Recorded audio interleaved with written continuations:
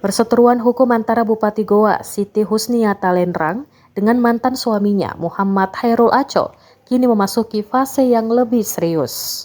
Polda Sulawesi Selatan secara resmi telah meningkatkan status laporan Aco dari tahap penyelidikan ke tahap penyidikan setelah dilakukan gelar perkara dan pemeriksaan tambahan.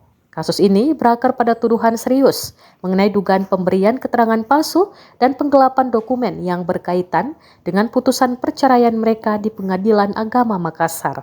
Hairul Aco baru saja menjalani pemeriksaan intensif di Ditreskrimum Polda Sulsel untuk memberikan keterangan lebih lanjut mengenai kerugian dan fakta hukum yang ia alami. Penyidik kini tengah mendalami penerapan pasal-pasal dalam Kitab Undang-Undang Hukum Pidana terbaru yang di dalamnya memuat ancaman hukuman penjara hingga 4 tahun. Dengan naiknya status kasus ini, pihak kepolisian akan melakukan langkah hukum yang lebih mendalam untuk mengungkap kebenaran di balik perselisihan mantan pasangan ini.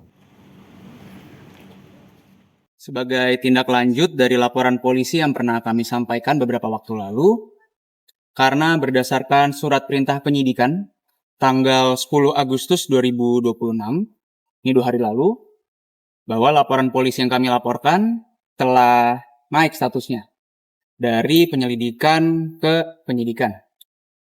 Jadi kami melihatnya dan memandangnya bahwa dengan hal tersebut, penyidik telah melakukan gelar perkara dan dari hasil rangkaian penyelidikan, berdasarkan bukti permulaan yang cukup, ternyata memang apa yang kami laporkan ini ada tindak pidananya atau dugaan tindak pidananya, peristiwa pidananya. Tinggal nanti pada proses penyidikan sekarang, dan mereka juga teman-teman penyidik juga telah meyakini bahwa ini layak untuk dinaikkan tingkat penyidikan, tinggal nanti bagaimana penyidik mencari siapa tersangkanya atas laporan yang kami laporkan.